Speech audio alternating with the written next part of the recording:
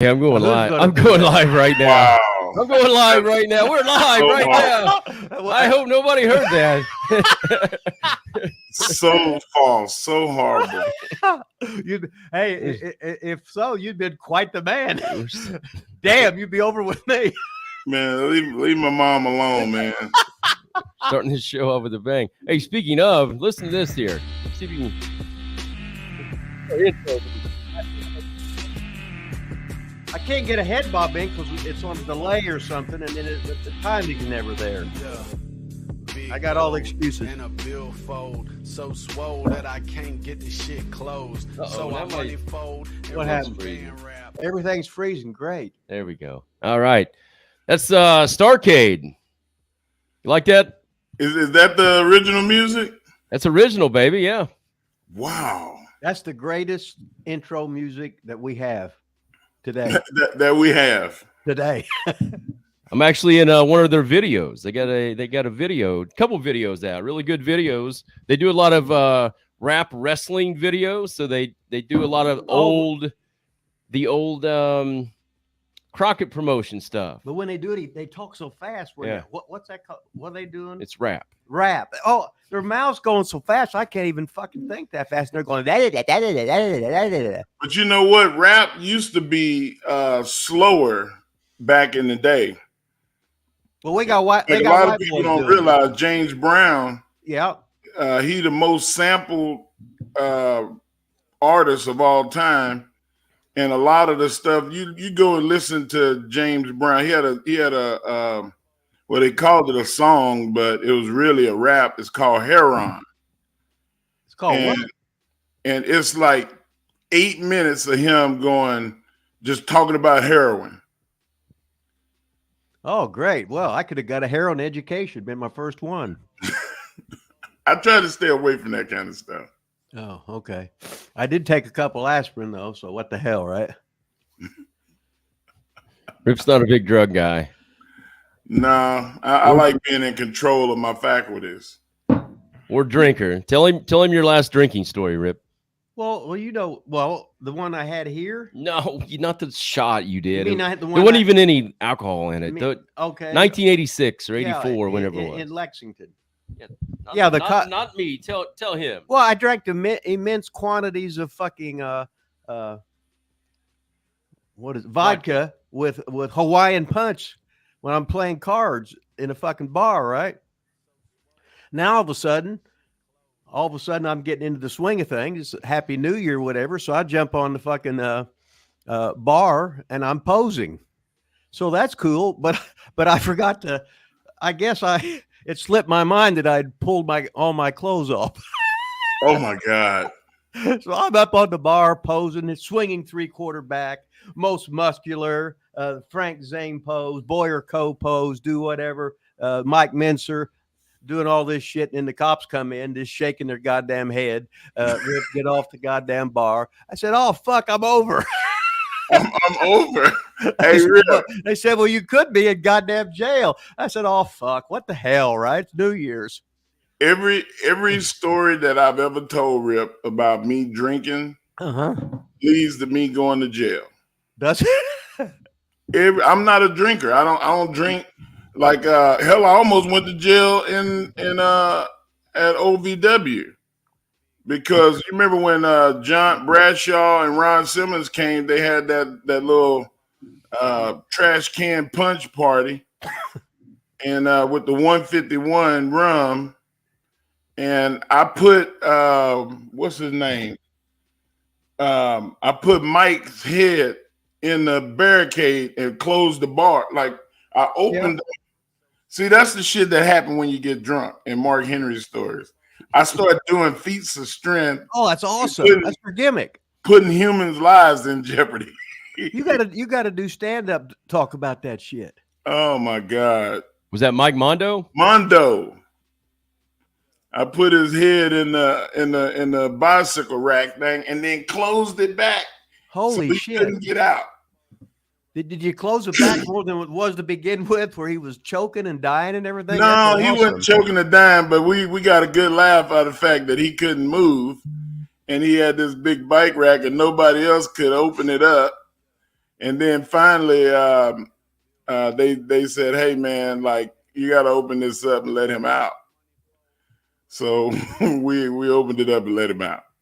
And what Ron Simmons say? Damn. Right on cue, baby. Bradshaw said, "Somebody go get a crowbar." And Ron Simmons said, "That's your crowbar right there." Yeah. Poor Mondo.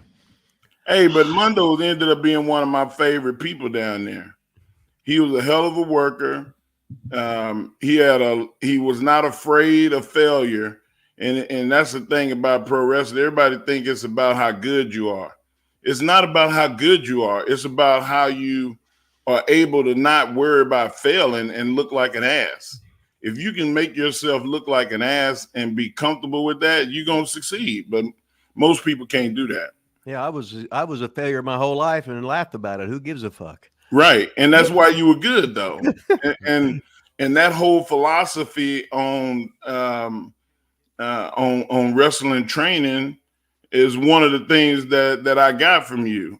I've had like 5 trainers in my life, and all of my trainers are Hall of Fame caliber trainers. Like, it's not like, I ain't have a choice but to succeed. I was not willing to make a fool out of myself before I came to Louisville. When in 2000, when I came, I was still so serious about me being Mark Henry. Right. And, you were normal. Right. I was a normal person until I met I fucking meet Rip and Jim Cornette, and then they fucking made me weird. So I went from being a wholesome boy to not giving a damn and trying to make myself not. Nick Dinsmore and Rob Conway I worked with a lot. And nobody on this planet was willing to make more of a fool of themselves than Nick Dinsmore.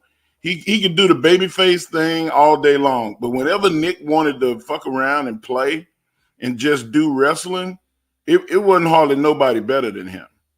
No, he was great.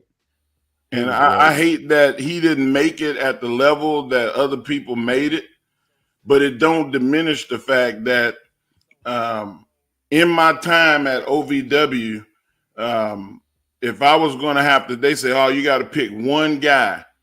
And you had Randy Orton down there, you had Batista down there, you had Brock and Shelton, you had CM Punk down there, you had all of these great people that came to wrestling. I still would put Nick Dinsmore ahead of everybody because Nick was teaching everybody. Yeah, and he was bumping for everybody. Like, his bump card had to be maxed out before he got to WWE, because I mean, we had all those. He had everybody 1 hour matches. Him and Rob Conway, they had everybody's matches. Everybody that graduated to the main class, they had to go wrestle Nick or Rob.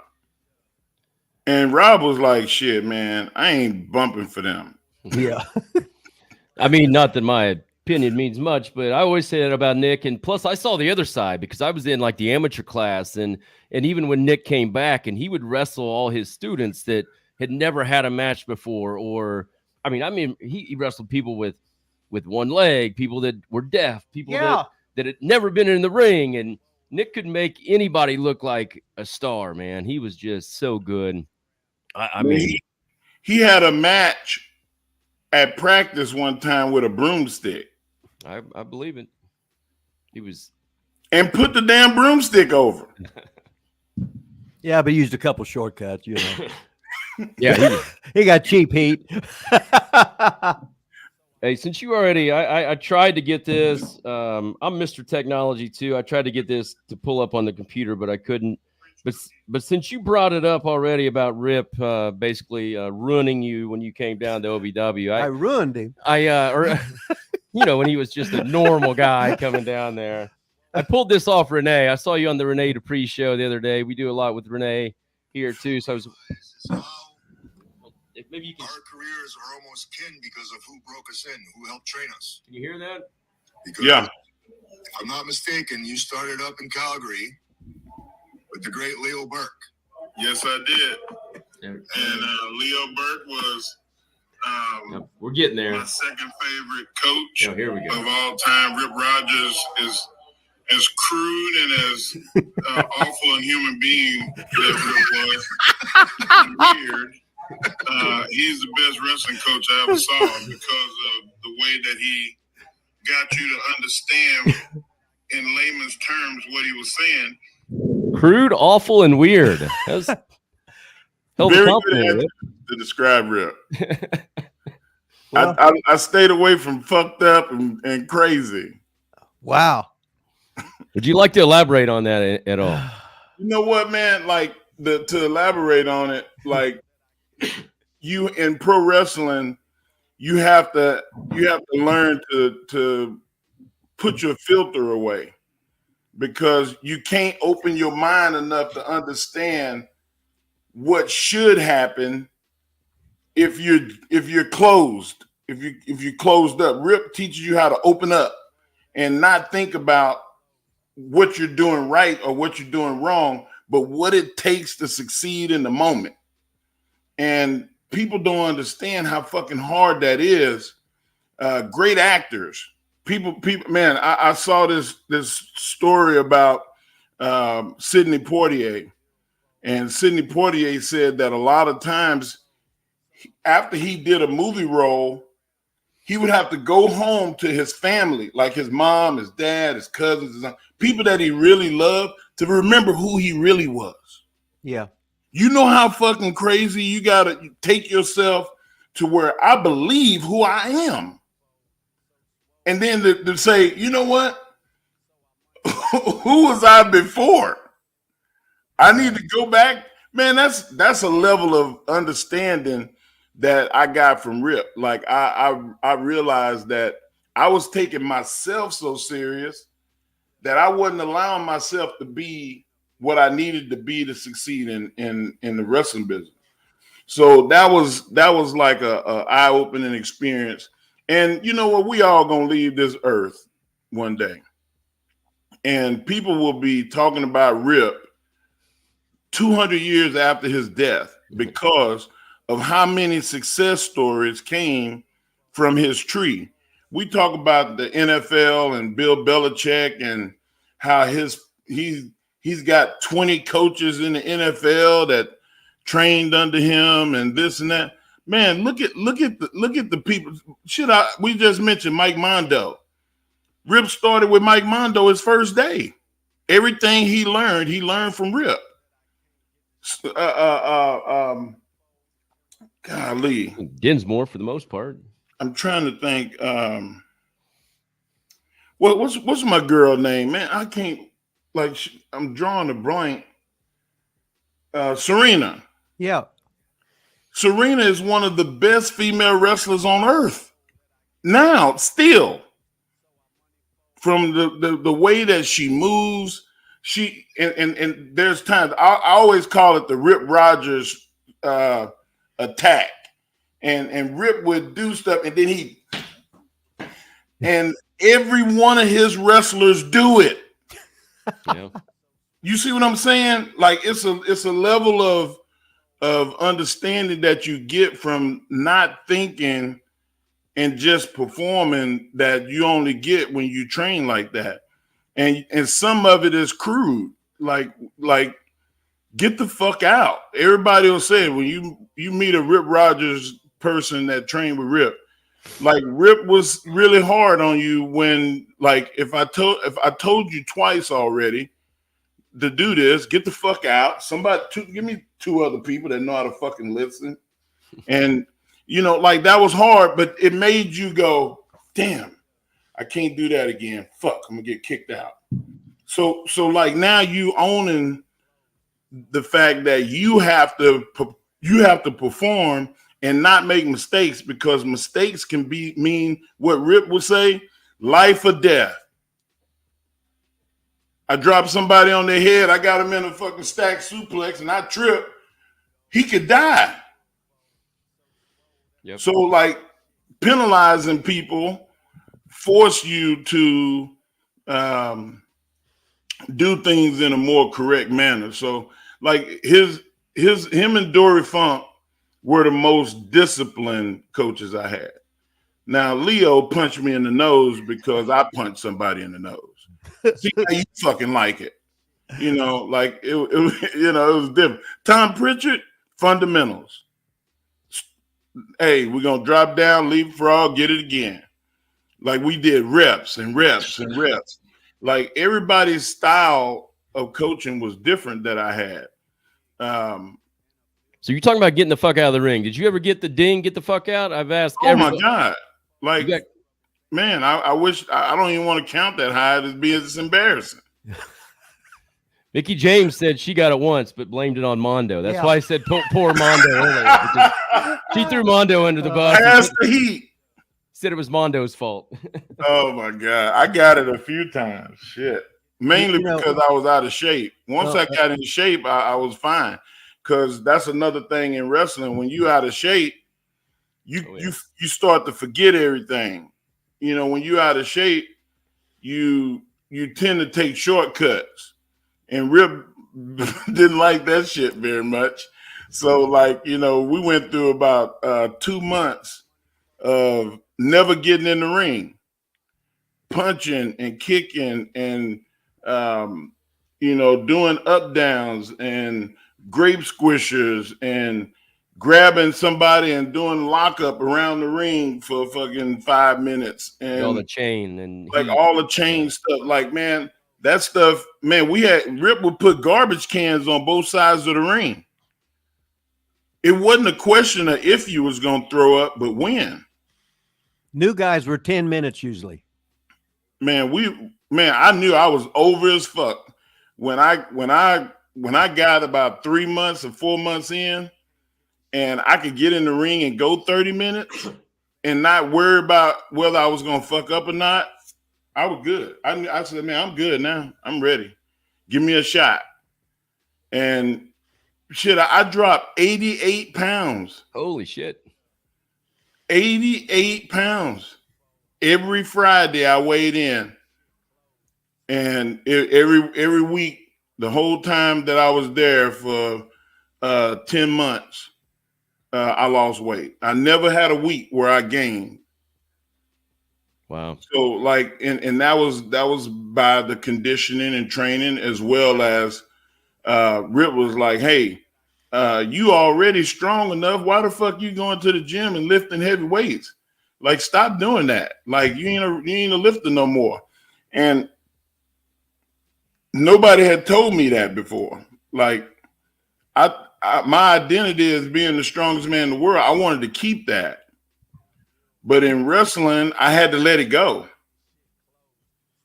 because the focus was on me being a better wrestler, not the strongest man in the world. They was going to say I was the strongest man in the world, whether I was or not. Yep. That was Rip. Rip was like, you know that they can say that you a goddamn fairy and you can fly and sprinkle dust on people. Why are you trying to do that still? You come to practice tired and hurt already. Like, you need to focus on this. So that was my eye opening. Sometimes you got to take lessons hard. People got to be completely honest. And as weird as Rip is with the stories that he tells about Puerto Rico and the pack-in and all of that shit, like he was the best at getting the most out of you. And a lot of people hate on those people. They don't like it to be told no. They don't like to be told you fucking rotten. You need to do better. Like, you know, like people don't like that. Right. But I was an athlete. So I came through it. Hard coaching. Yeah. My coaches used to browbeat the shit out of me all the time. Terry Tide too. Yeah. Like, so why you look tired. What time did you go to bed? Probably about 10:30, 11. I'm fucking lying. You know you went to bed at 2, you're out with some scantily clad ring rat. I'm like, oh, shit. Yeah. You know you out chasing bitches. Go to bed. Like, you got to train, you know. So my coaches were always hard on me. Let's rewind just a little bit then. So when you first got the word you were going down to OVW, what did you think of that in the first place? And then did you know you were going to get trained by Rip? Did you know about Rip? Anything about Rip? I didn't know. Well, I got banished to Canada. So I was in Canada training with Leo Burke. And I told Leo, hey, the WWE called me and told me they want me to go to Louisville, so I'm leaving tomorrow. And he was like, well, I'm glad they called me and told me. And I was like, well, I'm in shit, man. Oh, what year was this? Was this? That was 99. Okay. So in 99, you know, I leave Canada and I come to Louisville just as it turns 2000. And that was my first stint there. And, you know, I get down there, and as good as I was training with Brett and them and Leo, my conditioning still was not like what it needed to be, and especially in rip eyes. And then I got in there, man, and I was 402, 405 or something like that. And I ended up getting down to 317. Wow. So like, it was a lot of fucking work done that year. And like, you know, Vaughn, I don't know if you remember, like, you had to do a Broadway. Did you have to do a Broadway? Oh yeah. I never did the hour one. I always put my head down and turned it and told him I wouldn't drive him to OVW anymore if he ever made me do the hour Broadway. But oh, well, fuck, I didn't know that was an option. Well, you didn't drive him. So I had to do a Broadway with Flash Flanagan. And I kept saying, man, I'm not going to be able to wrestle an hour. I can't do it. Well, if you fucking think you can't do it, then you can't do it. Like, if you're a pussy, yeah, so you just ripped me to shreds. And finally, I was just like, all right, I'm going to do it. And, man, like, 20 minutes went by, 30 minutes went by. I'm falling. I'm getting down. I'm trying to do 10 covers just to get time in. And I get down on one knee, and I was like, I'm done. And he was like, no, you're not. Get your ass up, you fat bastard. And I got up, and man, I got to 41 minutes, man. And I finally just said, I can't breathe. I had to go stand outside, and I probably stayed outside for like 40 minutes, an hour, just trying to catch my breath, man. I was on the brink of a heart attack. But I had a level of confidence from that day of being in the ring. And even when I started to hold on to the ropes, and it was like, keep moving, just walk, just move, just do something. It's like when you can push yourself to those limits, like, you just can't help but be good. And they don't train like that no more. No, yeah. Like, wrestlers don't, people will go to HR on you if you trained them like that. Well, people went to HR on Rip, I think, back in the day too. But Rip got fired more times than Ric Flair retired. What did you think about that? Did you ever know of any people like telling on Rip or complaining about Rip? Or no, I just heard the stories. Like, it was very entertaining. You know, like Bradshaw and Ron came to knock the rust off in like 2003 or something like that, because I came back from injury in 2003. Yep. I was in Louisville again for my second stint, and just knocking the rust off, getting ready to go back to work again. And Ron them came down there, and they stopped at KFC, and when, you know, they were trying to diet down a little bit, so they wasn't eating the skin on the chicken, and so they throwing all this skin in one of the boxes, and they eating the chicken, and Rip goes, give me that skin. Hey, what the fuck are y'all doing? And they was like, man, we're trying to lose weight. And he was like, well, fuck, maybe you shouldn't eat fried chicken. And then he said, you gonna throw that away? And I remember seeing Ron look at John like, yeah, like what? I mean, what else are we gonna do with it? He's like, give me that. And Rip started eating the skin. He pulls a piece of skin out of the box and goes, ah. And I remember it was like maybe 3 years later, and we were on the road hard, the 22 days in a row type schedule. Oh God. And Bradshaw was telling that story to about 20 people. That's awesome. And I was like, the fucking Rip Rogers legacy lives on. Like, that's the thing. Like, and all of his students, they drove him somewhere. They went to the what's the name of the Golden Corral? So what? Any kind of buffet where you can get a Ziploc bag and put food in and take it with you.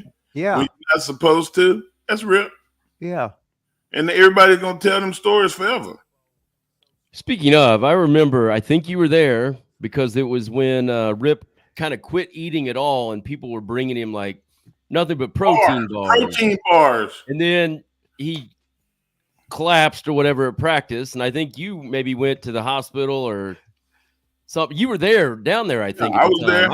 I was in that class for a while, and Rip would eat nothing but protein bars, and then finally just like had I don't know, what'd you do? Just collapsed or something? But like I said, Rip is a very weird and different individual. And just the thought of that, you know what, man? I'm not going to eat food no more.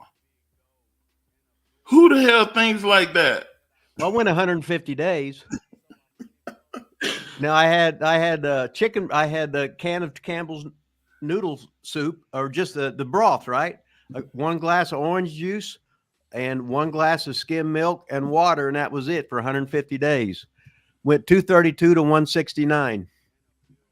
Jeez. Hey, after 3 days, there's no hunger at all. That's bullshit. Well, it worked. I just wanted to see how I could push myself. So he rubbed off on John Cena too. So John Cena decided that he was going to not eat food. Oh, really? And he would only drink protein shakes and bars and Mountain Dew, Diet Mountain Dew. Okay. And his ass collapsed too. No shit. Yeah. Now, was there an actual Rip Rogers reference on that, or he just did it? No, he said it. I think John said that fuck, if Rip could do it, I could do it too. And I'm like, I don't know. He's too sane. If Rip can collapse, I can collapse too. He's too nice and sane. I'm out there, so what the hell? You know what's so funny, Mark, is here you are looking at you, and I wanted to take you, the world's strongest man. And you know how every match is fucking bullshit, where everybody has to get their fucking 5 signature moves in. Fuck you. You would beat a guy on a tie-up. If you grab a headlock, he'd give up. No matter what hold you grabbed, he would give up. And you shove somebody. Just think if you could have got on TV for a year and every match was like 40 seconds or whatever. And no matter what hold you grabbed, the audience would just explode. Oh my God. How simple. Well, he's the world's goddamn strongest motherfucking man. What the fuck do you expect? God damn. You'd have been, Jesus, what a fucking rocket ship up on your fucking ass, riding that son of a bitch to the goddamn fucking top. Yeah, go ahead. Before there was a Goldberg, like that's the philosophy that even you and Danny, I remember you and Danny saying that, like, you don't need to wrestle like everybody else. Like, everybody know you as the strongest man. Like, if somebody throw a punch, you should be able to catch that and squeeze their damn hand till they go to their knees and just quit. Just keep doing, squeeze. like, and I had I had a bunch of matches like that. Like, you know, when I got to WWE, I finally refined it because I didn't have one or two tricks. I had about 20. And, you know, that's the thing. Like I value, and, you know, Jim Cornette, like, you know, got pissed at me because there was videos that surfaced of him saying the N-word. And I guess I didn't come to his aid enough for him and Sin, because, you know, Sin has sent me messages on social media before, like, why didn't you defend Jim and this and that? And listen, I defended him. But the one thing that I'm not ever going to make an apology for, being a black dude, is it's okay to say shit that you shouldn't say. And the whole promo that he did anyway was some shit that Robbie Dix had said. Robbie Dix was the one, you rather drive your ass through Africa with a wheelbarrow full of fried chicken than mess with me. That was Robbie Dix that said that. Jim shouldn't have said that, because you repeating something that some black dude said. That, not saying that it's okay for black people to say dumb shit, because there's been a lot of black folks that said the N-word around me, and I was like, don't talk like that around me. And they'd be like, what? And I was like, you heard what you said. I ain't stutter. And you know, like, I got a lot of love and respect for Jim, because Jim was the one that handed me those pamphlets on the 60s, on the 70s, the 80s. Like, he's like, man, you need to learn the history of wrestling. You too much of a mark. Like, you know, you grew up watching Roddy Piper and Hulk Hogan. That ain't where wrestling started. Right. And, like, I respect the shit out of him, but I wasn't going to dummy myself down and accept bullshit or say something that wasn't true. Or, you know, I never said that Jim was a racist. I never said that. That was what people's impression of him was, because of those two things that was on the internet. I didn't say it. Right. So, you know, I felt like I got unnecessary heat. Man, I'd love to be able to talk to Jim Cornette again. But, like, I've done all the apologizing I'm going to do. Like, other people got to come to their own conclusions. But the whole point of the conversation was, I learned a lot from the history of wrestling because of Jim. And that was all a byproduct of being down there in Louisville. And, man, like, a lot of people don't know that one of the greatest African-American wrestlers of all time, man, he was born and lived in Louisville. And, you know, he was the original Black Panther, Jim Mitchell. And Jim Mitchell was the guy that broke the color barrier. He was the guy that, you know, they say Bobo Brazil did it, but that's because WWF were the victors. They got to tell the story. When it comes to history, whoever wins determines history. Gets to tell it the way they wanted to tell. That's right. And that's what Vince Sr. did. But Jim Mitchell wrestled Gorgeous George in the Coliseum in Los Angeles long before Bobo Brazil. He was wrestling white wrestlers in Australia and Mexico and Canada long before Bobo Brazil was traveling internationally.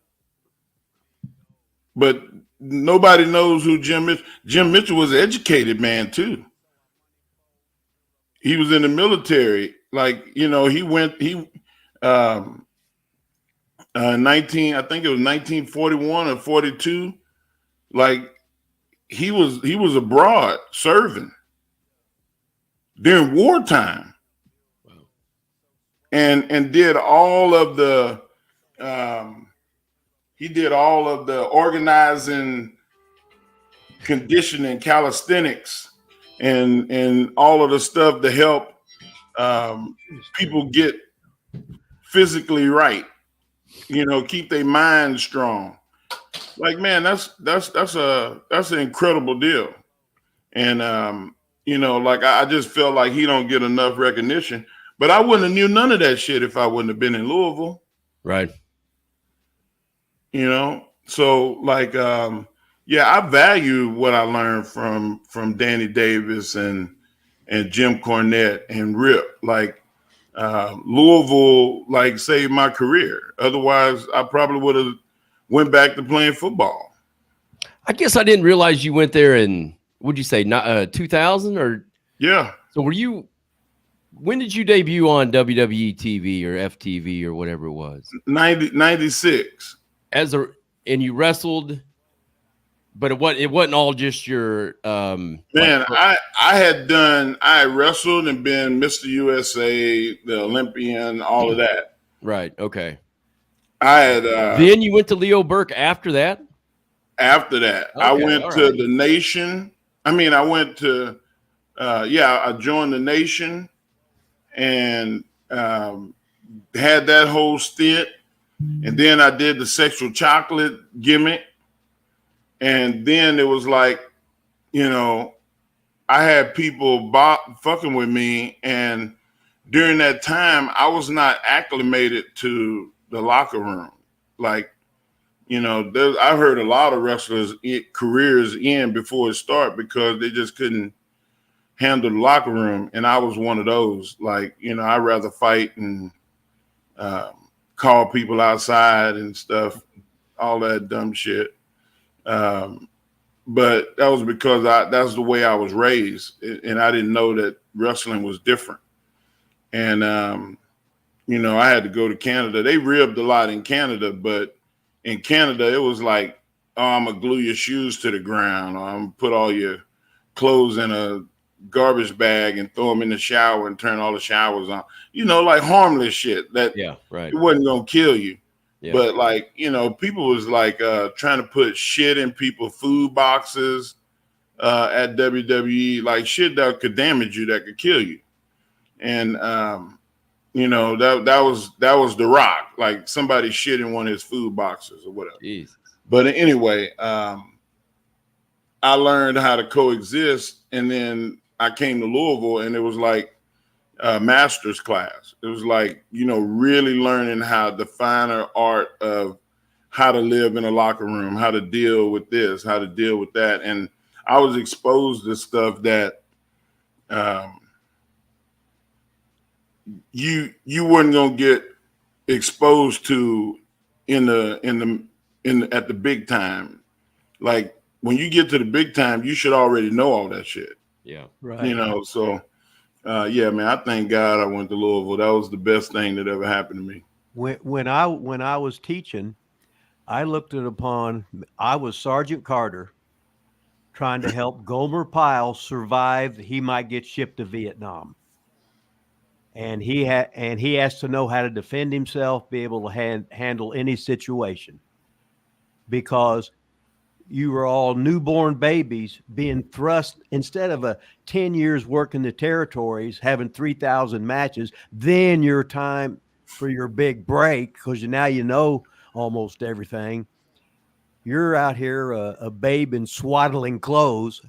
Then all of a sudden you're trained a little bit, and they're going to throw you against the top guys in the world who have got years and years of experience. They had probably worked so many territories. They knew every manipulative ploy there was. And here you are coming in, and you're going to take their job or one of their buddies' jobs. So they're going to half-ass or full-ass try and sabotage your ass. Oh my God, man! I had at least 5 or 6 times where people were like, "Man, I'm gonna expose the shit out of him. I'm gonna blow him up, and then I'm gonna do that." And that they did. Like I had some shitty matches because I was blown up, or I just didn't know what to do next. And like, why would you do that? It seemed like you would try to make somebody better. But I had no clue that other people didn't have guaranteed contracts. I mean, like obviously now I'm blessed. I've been around a lot of educated people my whole life. So, for me to say that I'm exposed is an understatement, and that I have a brain is another thing. I used to try to hide the fact that I was smart because I was around so many dumbasses that I felt like I was, being uppity. Yeah. And that was something that when I got to Louisville, they were like glad that I found my way in the city. Like, man, I was working with St. Jude's. We raised 40 grand for St. Jude's when I was at Ohio Valley. Like Ohio Valley was on the news because of me, because I knew how to do shit that they weren't doing. Right. And the fact that, oh, this is Mark Henry, he's somebody. And I go to a children's deal downtown on Broadway, and the news shows up, and I end up on the news again, nothing to do with wrestling. Right. That was a good look for Ohio Valley Wrestling. Sure was. That's awesome. So it was like when I started doing it, now everybody else starts to do it. So it just was a good it was a good thing for the whole world of wrestling. And now that's commonplace. Everybody tries to do community service. Everybody not because you want attention for wrestling, but you want attention for wrestling. You do it because it's the right thing to do. And I competed in the policeman, fireman games, and I just, I was the parade marshal for the Kentucky Derby. Oh shit, I didn't know that. You know how many people get to do that shit? Not many. That's cool. So it's like I was doing stuff that was not even thought about. Like, oh man, they want you to be the parade marshal of the Derby? Like, We're over. yeah, that's pretty cool.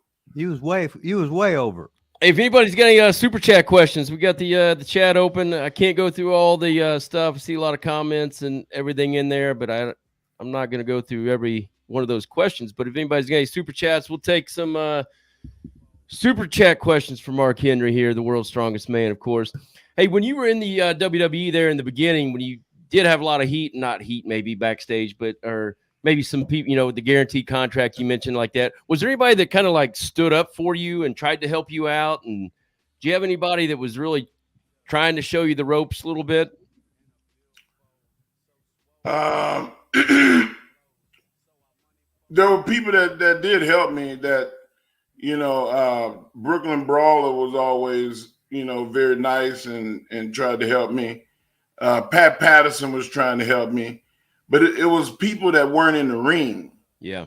Like it was Jimmy Miranda and Mark Yaton and, like the people that worked for the company. They were like, hey, man, don't do this. Like, that they trying to get you to bite, man. Don't do it. Like, no sell it. Just stupid shit. Like, but once I met D-Lo and Brian Christopher, they were like, hey man, let's just go get in the ring and wrestle around and do stuff, so I had some allies. Glenn Jacobs, was good to me. And then once the Undertaker met me, it made him laugh that how much like the people that they had issues with, I had issues with too. And I'm talking about like the clique people or whatever. Yeah. And I wasn't taking no shit off nobody. and I'm gonna tell you a funny ass story. This is the level of ignorance that I had. Godfather, Rikishi, Yoko, Undertaker, the BSK guys. It was very cliquey in wrestling back then. Everybody had their groups. Yep. And I'm walking down the hallway and Godfather sees me and goes, damn, look at this big old baby face. And I was like, I ain't no fucking baby face. Don't call me that. And I kept walking. and Undertaker popped so fucking huge. And he was like, oh shit. Like, I had zero fucks to give if you said something that I felt like was derogatory. I didn't know what a babyface was. I thought Godfather was, trying to be funny. Uh-huh. That's And wild. for me to stand up to him, Taker came to me later on that day and said, "Hey man, he was paying you a compliment. He was saying that when you smile, like the fucking room light up, and that you with your size and the ability to smile and do that is gonna make you're gonna be a great baby face one day." And I was like, "What is a baby face?" And then so that's the level of not understanding that I had, is why I had so many problems, because I was a wrestling fan, not a wrestler. Yeah, I mean, going in without basically any experience and just being thrown into the WWF locker room, that's pretty tough, I would say. Pretty damn hard, man. And that was the highest place in the land, the wrestling. Yeah. And to go in there, and I made more money than most of the guys that were on top. Right, like there was a lot of jealousy and hatred. And I mean, what can you do? Like, what was that like though? Like making all that money early. Did you have any idea? I wasn't spending it. Ever gonna get into wrestling though? I mean, did this come out of nowhere? And did you have any doubts about going into it? It came completely out of nowhere. Like, I was a wrestling fan. Yeah. And when I was on Oprah and I was on all these shows and I talked about wrestling, that was what I loved to do. Yeah. I wrestling and playing video games. That's all I did. I wasn't going to clubs. I don't drink. I don't smoke. I was the most boring ass heel that you ever seen in your life. And to have somebody intentionally try to hate on you, I thought was really counterproductive. And I think it was Glenn Jacobs that told me, he was like, "Hey man, you were trying to explain something to somebody the other day." He said, "You do realize that everything you were saying, they didn't know what the hell you were talking about." And I was like, "What do you mean?" I was speaking English. And he's like, "Man, they wasn't trying to hear you talk about investments and rental properties." It's like, them guys don't have 2 dimes to rub together. He's like, just keep all that help shit to yourself, because it's going to make you come across as elitist. Right.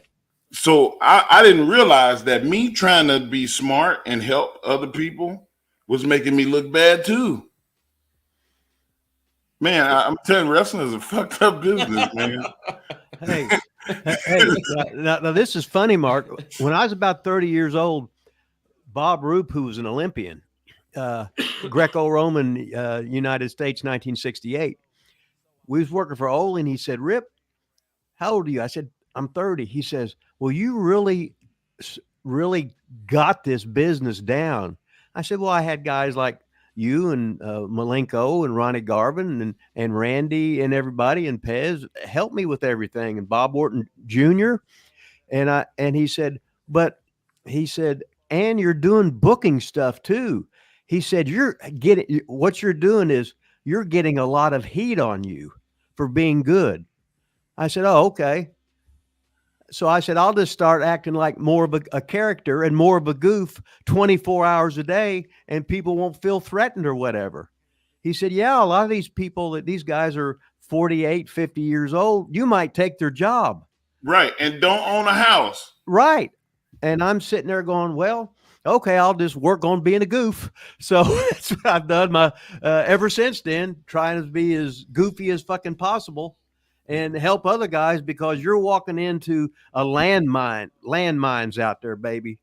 It's just, you've got everybody wants to, as soon as you walk in, and here's what I would tell people. I said, look, if you just got signed and you're Puerto Rican, every other Puerto Rican hates you.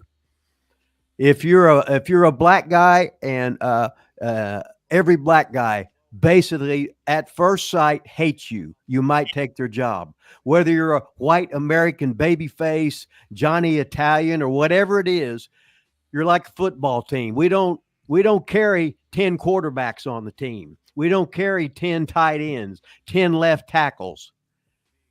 We got so many numbers of what the so-called computer kicks out or whatever of how many guys we're supposed to be fucking having. And I said, oh, man. I said, there's so much shit involved in this. When babies come in, I just shake my head because they don't understand how hard it is to make it. And you have to fail and fail and fail and fail at everything. But first, we got to get you in ring shape so you can think. So you can work and do all this shit without having to think about it. So I wasn't there. Right. It's just I wasn't there. You're a normal athlete superstar coming into a carny world. And no matter anybody, well, they want to get on the carny. No, the carnies knew how to work. They knew how to get over. They knew how to keep longevity. And my job is to take care of you as best as I can, warn you of all the things that's going to happen, but you're not going to believe me till years later you come back. I said, what happened? Well, it was just like you said. Yeah. And you just sort of chuckle because you have to experience it yourself. Said, oh, I remember. I heard about that 30 years ago, and I just thought it was bullshit. No, I ain't got no reason to bullshit you. I'm trying to help you because everybody is against you. Everybody smiles to your face. Oh, look at that motherfucker. He's the world's strongest goddamn man, fucking Olympian, son of a bitch, motherfucker. I hate that motherfucker. Yeah. Right. I wish I'd have had that as my theme music. The OJs had a song called Backstabbers. Uh-huh. And they smile in your face all the time. They want to take your place. Oh, hell yeah. Backstabbers. That would have been the best wrestling music ever. Hey, we do have a super chat question. You were talking about being a fan growing up. Who did you watch growing up? What territory did you watch? Who was your favorite wrestler growing up? Look on my wall. Look on my wall. I see Junkyard Dog, Jake the Snake. Is that Ted DiBiase? DiBiase? Yeah. Man, I was a Mid-South kid. Like I like Mid-South better than I like Paul Bosch. I liked it better than the Von Erichs. Even though once I got older, I started liking the Von Erichs better because, you know, like, man, them and the Freebirds, that shit was, I mean, it was perfect. I got exposed to WWF probably about 1988, 1989. And that's, I mean, like Andre was, bro, like that. Andre became my favorite because I had never seen nobody love on the big guy. Ain't that crazy? You go your whole life.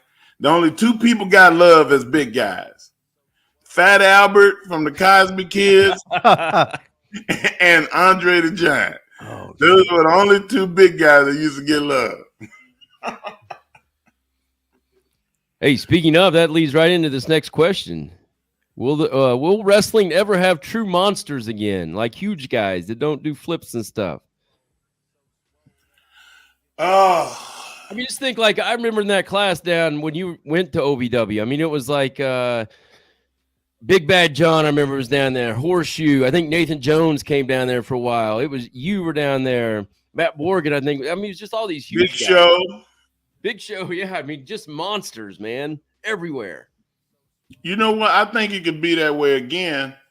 It's just that the fragile egos of the smaller guys, you have to protect the smaller guy, and that just comes from great booking and great talent organization, because everybody's not going to be over at the same time. And you have to teach people, hey, you're going to get your turn, but right now, don't walk to the ring with the boo-boo face because you're not going over. Everybody already knows what the fucking match is going to be because of how you look. So, like, wrestling has got to evolve a little bit more. The bookers, they want all the talent. There's a lot of time that, wrestlers now are like, well, shit, I'm going to take my ball and go home. But that was always the case. When it was territories, guys would be like, man, I'm going to work here 6 months, and then I'm out of here. I'm going to go work somewhere else. Right. And now it's not like that. So you have to cycle the talent. Okay, during this cycle, we're going to have these 4 guys over, and this is the way it's going to go. And then we're going to cycle again another 6 months. And then we're going to have – then if you stick to that plan, you're fine. But a lot of the bookers don't want to do that because the talent are running the show. Speaking of big men, was there anybody ever that you were, I don't want to use the word scared. I don't think you'd be scared of anybody, but leery maybe to get in the ring with, or like, oh shit, I just don't know about nobody? No, I respected Ron Simmons as a man to the extent of it's like your father. Like, you don't want to fight your father. Yeah.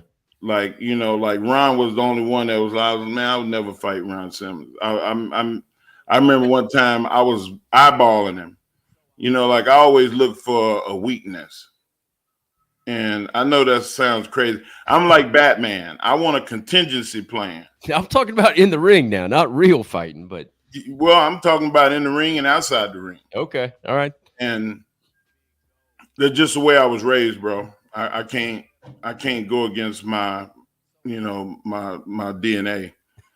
And I was looking at Ron, and Ron was combing his hair, and he turned, he saw me looking, you eyeballing me? And I said, no. What are you talking about? He said, you've been staring at me for like 5 minutes. And I was like, for real? Like, I didn't even realize I was doing it. And I'm thinking to myself, like, how respected he was. It wasn't that I was like, oh, I would kick him in the knees. I would try to choke him. I wasn't thinking nothing like that. I was thinking, wow, this is Ron Simmons. Just having a mark out moment. And and he called me out. And I was like, no, man. I was like, I'm sitting here in awe. Like, and that's a God's honest truth. But I just respected the hell out of him. He was in the dictionary on demand. They should have a picture of Ron Simmons. In WCW, Ron was working, and everybody was scared to death of him because he showed no emotion all the time, right? And he was just sitting and standing there. So I had to go work with him to show everybody that he wouldn't hurt you. So I worked with him and then they said, oh, you did such a good job. Now work with Vader. Oh, I said, okay. I didn't have one problem at all with Vader. Thank you very much. I said, no, don't do this and don't do that. You're doing too much and I got to get up. You're a fucking freak. Let's treat you like a freak. Less is more. I will sell anything, oversell it. Do not do too much for me. You'll fucking turn me if I start selling like a goddamn babyface. Right. But this business has got so many things that nobody thinks about because you have to fail. And you have to learn that the guy says, oh, I want to get this in. I said, you can't get that. And stop covering him. He's going to kick out. You're making your big shit look weak. Do not do that. But when you start in a business, you got your 5-year plan, your 10-year plan, your 50. And then all of a sudden you look back and the way you thought wrestling was, it's completely the opposite of what you thought it was. all the stuff you marked out at the 5 and even 10, 15-year mark, you realize it's all fucking bullshit. And then when you finally learn how to do it, then they get rid of you. Yeah. Okay, you taught enough people now to do what we want them to do. Okay, we don't need you no more. Yeah. Oh, wow.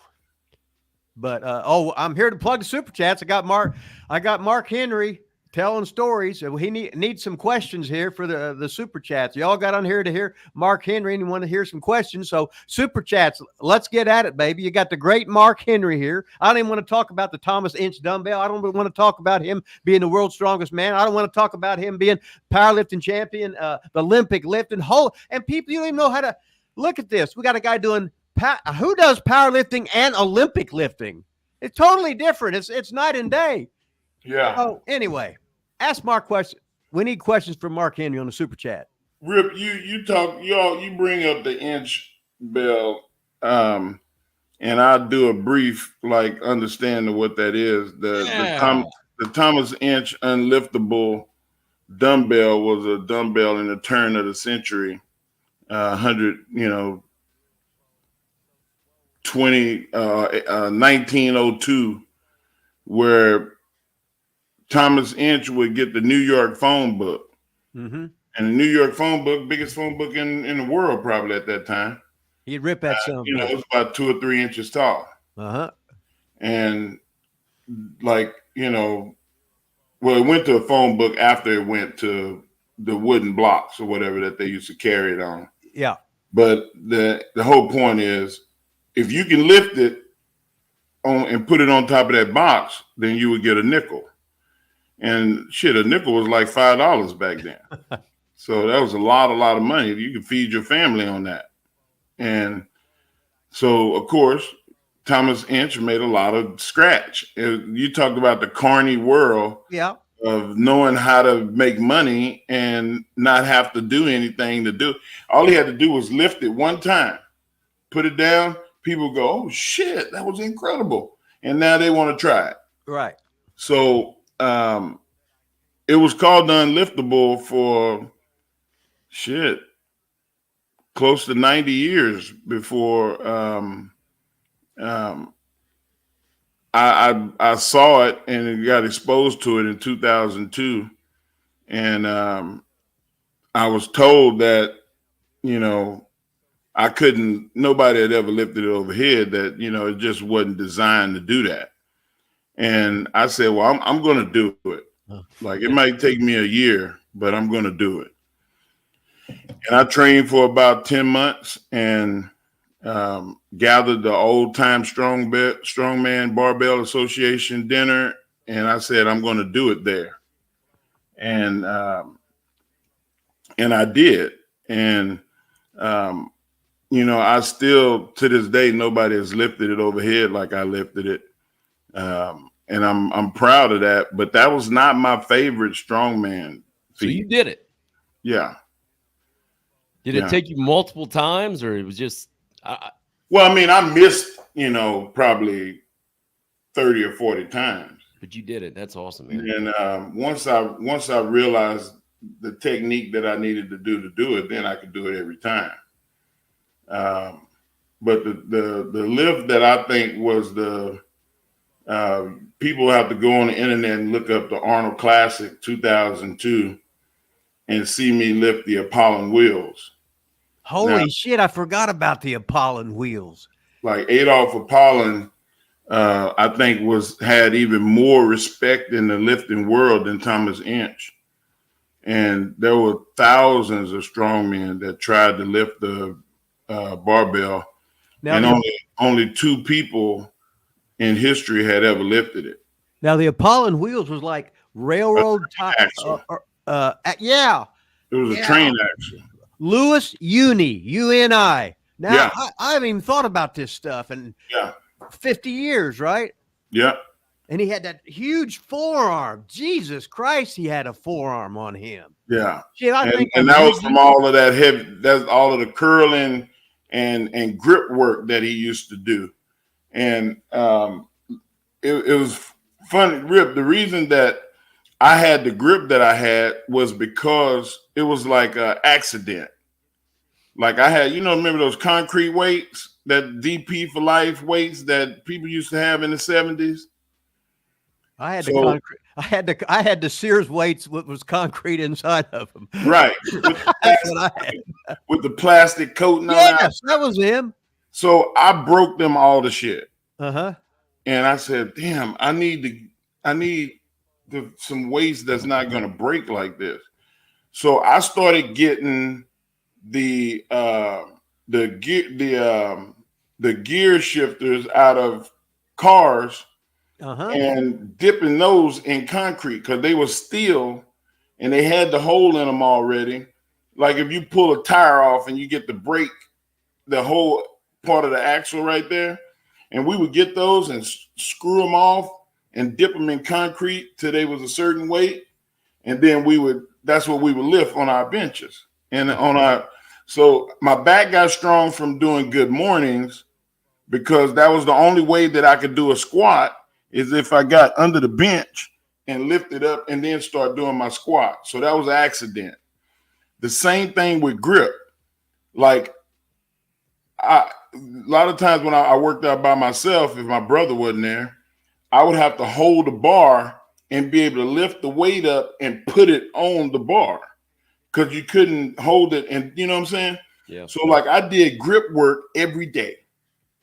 It was like the old karate movies. You see the karate, the guys, they carrying the buckets of water with the knives and shit. Like I was doing stuff that was, it was building me up, but I didn't know I was building myself up. But if you go and look up that Apollon wheels, then you'll see like a true indicator of strength and power because Norbert Szymanski and John Davis were the only two people that had ever lifted the Apollon's wheel.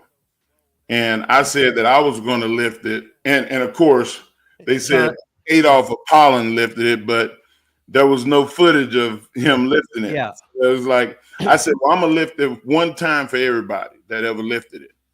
And that was the difference between me and other folks. Like when I competed, I couldn't, the people that was in the competition with me, they was there for window dressing. Right. Because I was competing against ghosts. I was competing against dead people in records. And when I went to the Arnold, my mother had just died. And Rip know how much I was a mama's boy. So I was fired the fuck up. You hear me? Like there was nothing that was going to stop me from winning that competition and honoring my mom. Not to mention Vince McMahon had told me that if I lost, that I was going to get fired. So like it was, I had every incentive to go in there and dominate that competition. But if you go online and you look up and you see my face, I was bulletproof that day. It wasn't nothing that could have killed me. You said that was 2002, the Arnold? It was 2002. You go on YouTube. One? Was that the first one of that? That was the first one. So you won the first one. Yeah. And the heaviest. Like the stuff was geared towards being heavy, no straps. Like, now they use straps in the World's Strongest Man. You couldn't wrap the leather around stuff to help with your grip.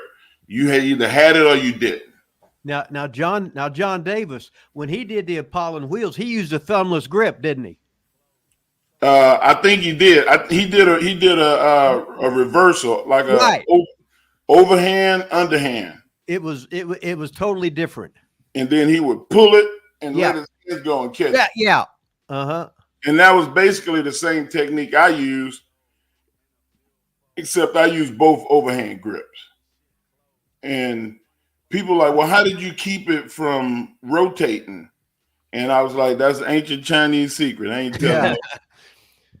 If I tell you, everybody, you got me thinking about names I haven't thought about in decades. Next, you're going to throw out because you were a lifter, a Leonard Zott. You're going to show me the Bob Bednarski, the Joe Bednarskis, all the guys. He's a school teacher here.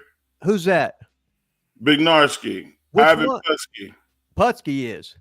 Yeah. Yeah. Uh-huh. He's a school teacher here in Austin. Wow. Hey, I got to ask you about the grip. I got two buddies that think they've got the strongest grip in the world, and we go on this trip every year, and they bring this little grip machine that like measures your grip, and I'm always basically last. And have you ever been measured on your grip? Any machine or anything that you know of? Yes. You ever won any grip contest? Anything that you could give me on that? You know what? I never really competed in the contest because it was a foregone conclusion that everybody knew I had the strongest grip in the world. Have you seen the grippers, the metal grippers? That's what I'm talking about, I think. That spits out a number. I'm the only person in history to close the number 4 gripper, not only overhand, but turn it upside down and was able to close it. Oh, that's awesome. I've done it. I did it with both hands. And Dennis Rogers, you can Google him. They call him Mighty Mike or the Grand Master of Strongman. He was the one that judged it and saw me do it. Yeah. And you know what, man? Like Dennis was like one of my grip coaches for a while.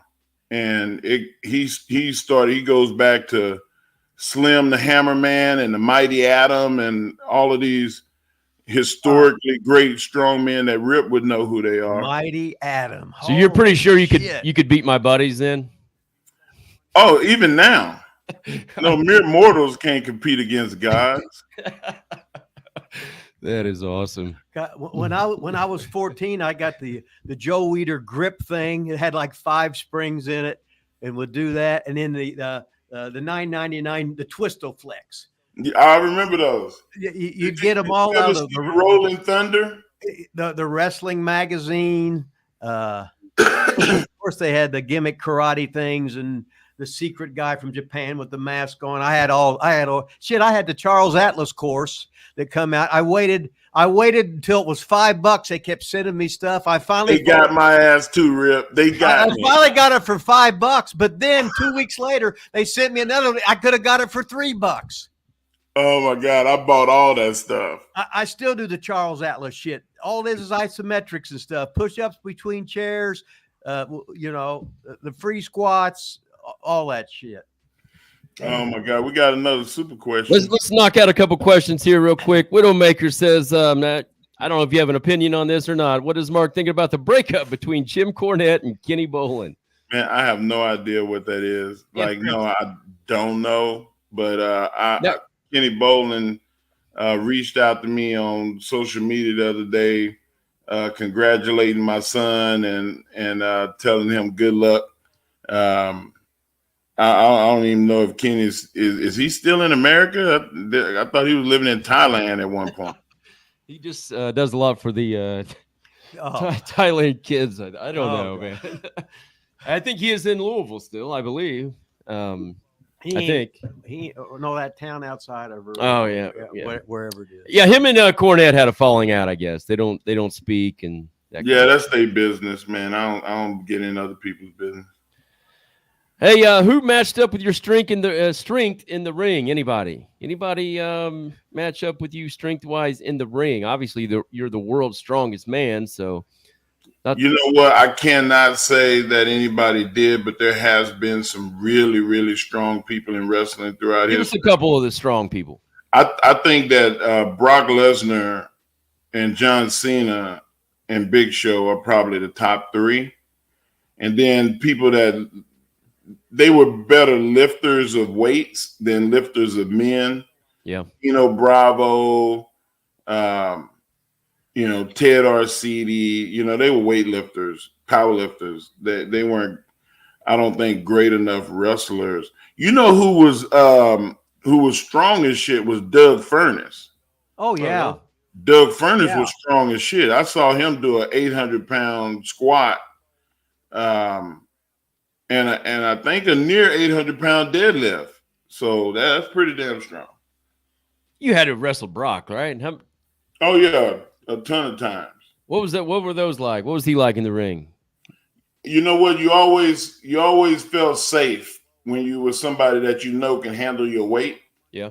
And you know, you weren't fearful of somebody dropping you. Goldberg was strong, but Goldberg was more explosive than just strong. He was athletic and strong, you know, which, you know, made for an easy time too. Rip's got a one of Rip's long lost sons here, Eric Jimenez, said, "Hey Mark, I can relate to being called fat by Rip. I worked with him a couple of years." Tell you what, Rip. Eric They- Jimenez. Well, Eric Jimenez. what he was he was, let's say he was a little bit overweight, Mm-hmm. and then he was always posing for me. Let me do the swinging 3/4 back. Here's my most muscular. Yeah, there's a hell of a rib. And then he hit you with the fat spread. Fat We're spread. still waiting on Eric Jimenez and T Weasel to have the pose off. Yeah, That's waiting not, on the pose down. that's not happened yet. I But want. Yeah, I can see them both oiled up in bikini briefs. One wearing pink and one powder blue. I got to ask you if this is one of your highlights going back to OVW. I don't know if you can read this or not, but it was OVW Lafayette show, July 2003. Ben Woods, Mark Henry, and Rob Begley, who went on to be Vic Delicious, I think, against Bam Bam Pender's Horseshoe and Von Lilas. Was that one of the highlights of your going back to OVW wrestling? Hey, without that match, I would have never knew I was riding.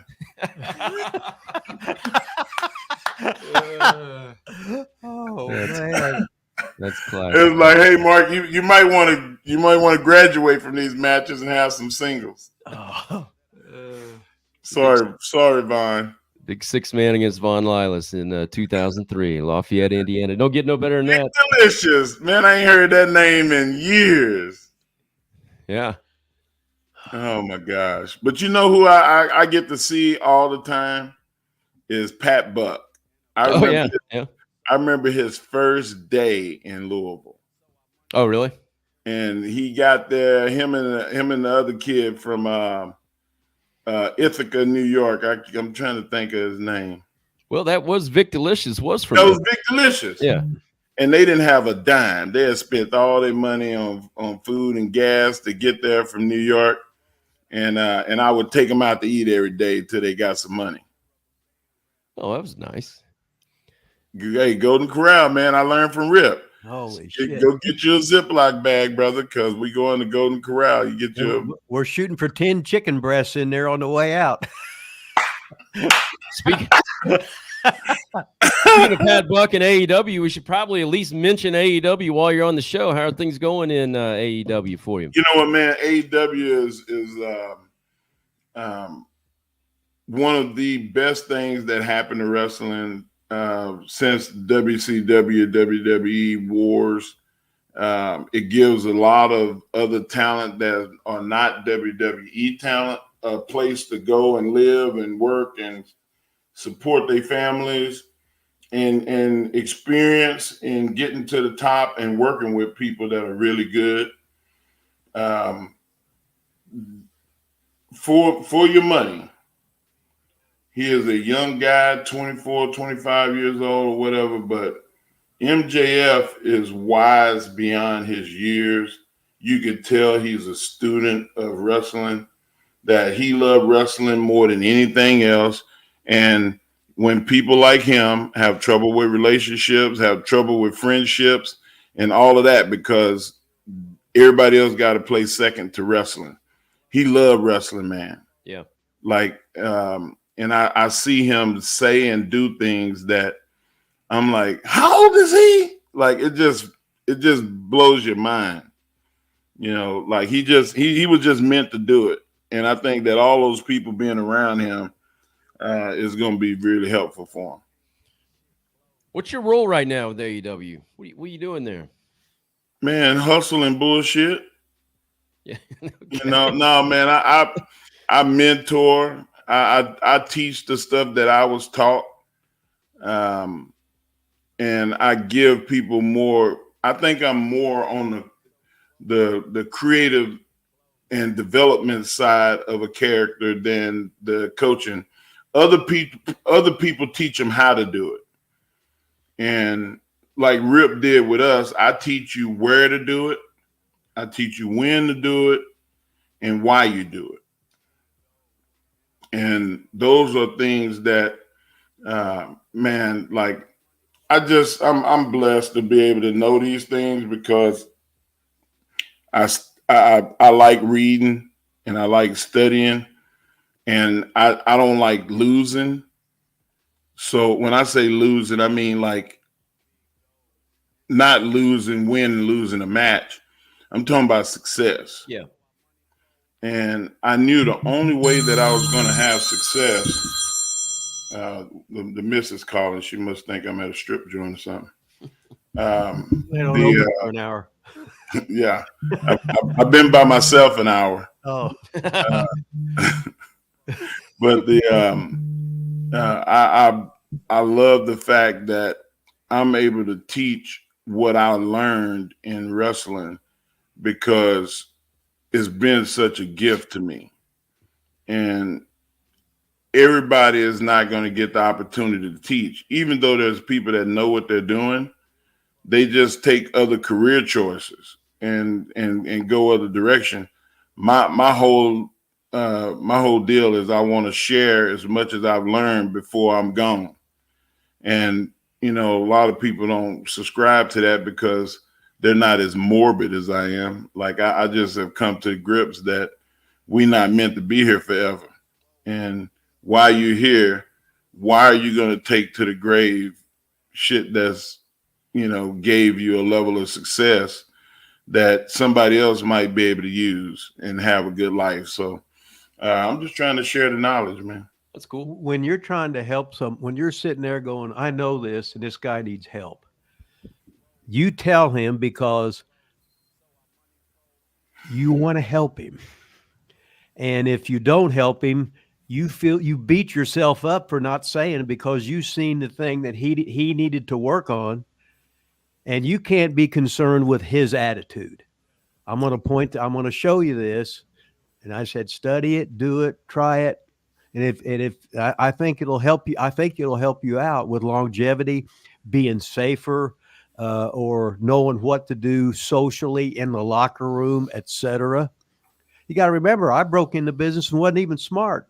So you can imagine, at least I was smart enough to just shut the fuck up and keep my eyes and my ears open, because I was in here I am with all these carny old guys and I didn't know anything. So they would rib me, take my trunks and stuff and put them on the chandelier. They would fuck with me, they'd set me up with girls. It was all a fucking rib and stuff. I was a total fucking mark, and I just laughed at it. I said, well, hell, hopefully I won't get fooled with that one again. Time. But, and then when you're sitting back and you're looking at everything clearly, you can see all these things in little guys, and you say, no, he needs help with this. He needs help with this. And I'm going to tell him. Yeah. And then I'll feel better by myself. Yeah. Like, hey, we're on, hell, I'm 69 years old. If I make goddamn 70 in fucking February, I'm on the last legs of life. I'm into goddamn overtime right now. I know that. Shit happens, and then I'm fucking gone. Then I'm a hell of a fucking rib. You can rib me later. 11 bell salute, 9 bell salute. Yeah, give it a 9 bell. So everybody stop. What the fuck was a 9? That'd be a good rib. So what the fuck, right? That's what he always says. He wants like the 9 bell salute. Everybody just waits on that 10th one. Yeah. Hey, Rib, if I go before you, I get the 9 bell. If you go before me, I'll make sure that they fucking do 9 bells. Okay. Oh shit. Hey, you just tell us when you got to get off here, man. Hey, man, my wife just called. If I don't call back in the next 30 minutes, she might come looking for my ass. All right. Well, just whenever you're. Yeah, all you gotta do is say, "Hey, the bitch is going." My wife's going crazy now. She thinks I'm practicing, or somebody's practicing on my grip right now. So I don't know what the hell. Right? Hey, we do have a super chat though. Did Rip ever have you wrestle as a tiny woman? What I think he means by that is Rip always in class talks about having a guy wrestle as a girl wrestle as a guy, a giant wrestle as a little guy wrestles a giant in class, so they know. Did he ever have you do anything in class that you remember where you were not the world's strongest man? Yes.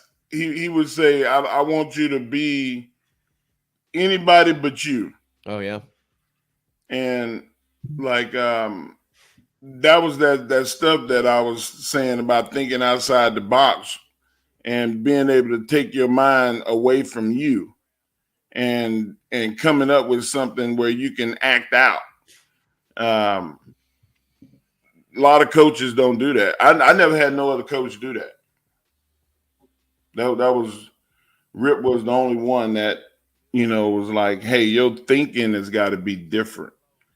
And that's why so many of Rip's students are successful, because they're able to get out of themselves and be able to do other things. It's just the way it is. Some people accidentally find out, Savage, I'm sure that he didn't always think, oh, I'm going to be the Macho Man. Like, he just figured it out. But he also comes from wrestling. Yeah. So like he had a leg up on it. Like my son. If my son was on this show with me, he's at school right now. If he was on this show talking to you, you would think that he wrestled for 20 years. Right. Because his understanding of wrestling is, he had me. So him having me means he had Tom Pritchard, Right. he had Dory Funk, he had Rip Rogers, he had Leo Burke, Hart and Bret Hart. He had Leo Burke, like Jim Cornette and Danny Davis. Like he had everybody that I had. So why wouldn't he be great? It's the same thing as The Rock. Dwayne would when I first started. Dwayne didn't come till 8 months later. And I've been learning all this shit, doing drop downs and, leapfrogs and locking up and how to run the ropes and taking bumps and all of this stuff. This motherfucker haven't wrestled ever in his life. He came the first day and could do everything. I mean, he could do Dwayne and Tom Pritchard, they probably went 5 minutes of doing, like Tom was just calling it to him as he went.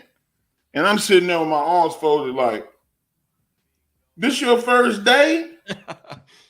Doesn't seem fair, does it? Hell no, it wasn't fair. And Dwayne would say, man, I used to play with my cousins. I wrestled a bunch. Growing up, I just never practiced before.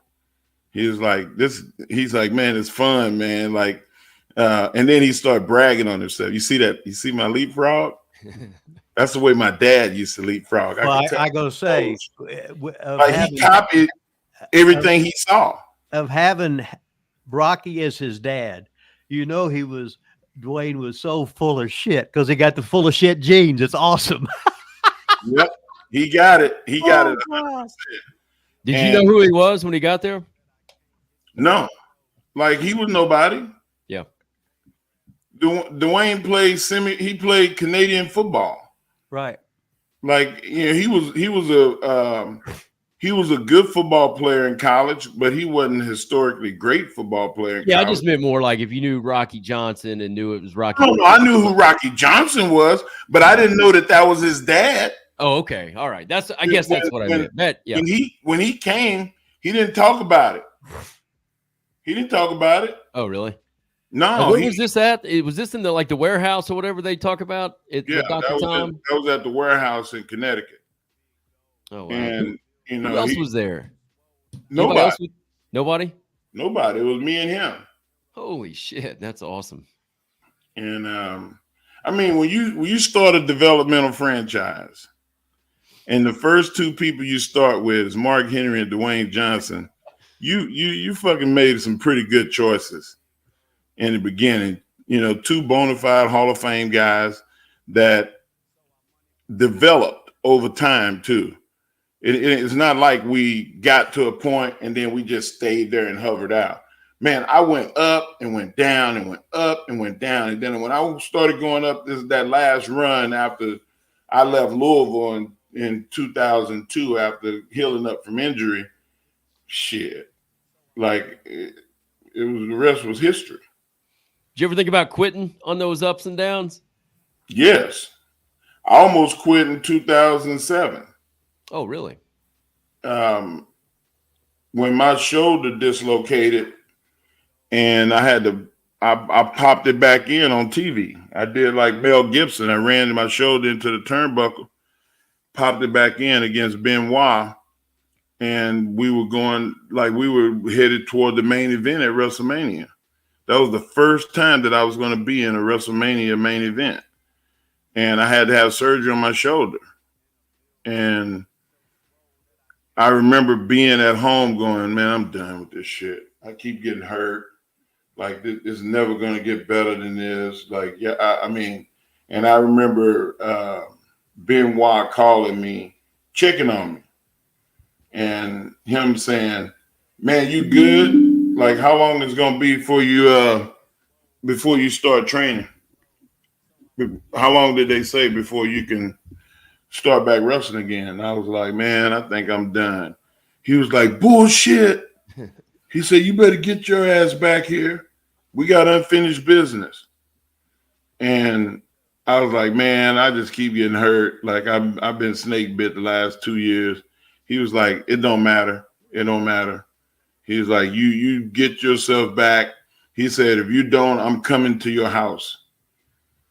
And I said, man, I appreciate, like, and it kind of made me get out of my funk, like that woe is me, feeling sorry for myself and all that shit. And I went in there and I started back working again, got my shit together. And man, it was the best thing that ever happened. Wow. So we do have a question about the big OVW class. Everybody talks about Cena, Orton, Batista, Shelton Benjamin, Brock Lesnar. Surely you're not probably going to say who was the best, but you got any comments on that class that people talk about? The longevity, I guess, just any of it. Man, I told you who I thought was the best. I thought Nick Dinsmore was the best in Ohio Valley. Yeah. I think potentially, I thought Robbie Dix would have been the best. He had no fear.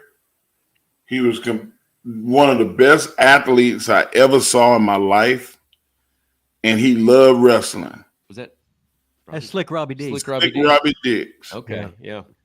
And he died, didn't materialize, didn't make it. But as far as like what these guys became, I mean, you can't pick one.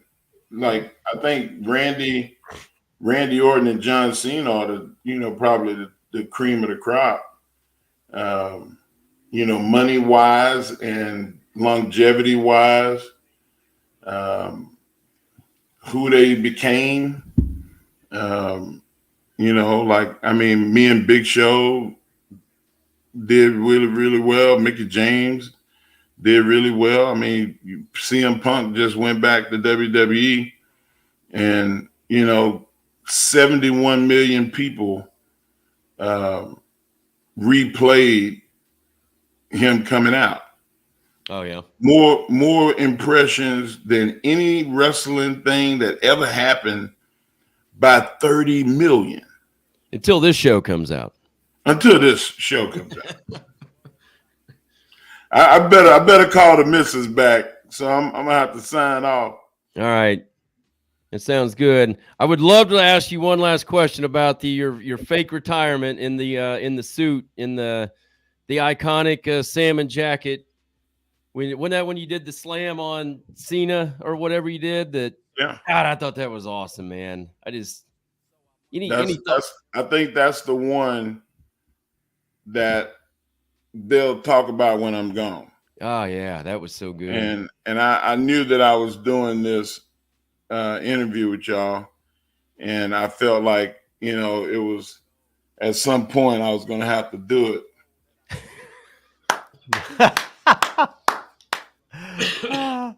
So I got the salmon jacket right here, as Brodus Clay would call it, the lion ass jacket. That is awesome. But I just wanted to, show that to y'all on y'all fan base. Man, I'm glad you had that It ready. means a lot to me. It's almost like we had that pre-planned, and we didn't have it pre-planned at all. No, well, I'm a preemptive striker. You're good, man. I knew I was doing this show, and I love Rip to death, and that's probably the first time I probably ever said that. I like a younger, more attractive man, but what the hell, right? You are big and bulky, but you lost all that weight. You're young, shredded, young, tan, and vascular. Don't get any better than that. Well, thanks, man, for coming on here. Really appreciate it. Awesome. Man, that's so good. You never even said your first impression of Rip, like meeting him or whatever. Do you remember meeting this guy? Yeah. Like, do you remember, did he say anything to you? Do you remember meeting him? Like, I just Rip remember. usually says, I just remember Rip told me. He was ready to beat my ass. You are.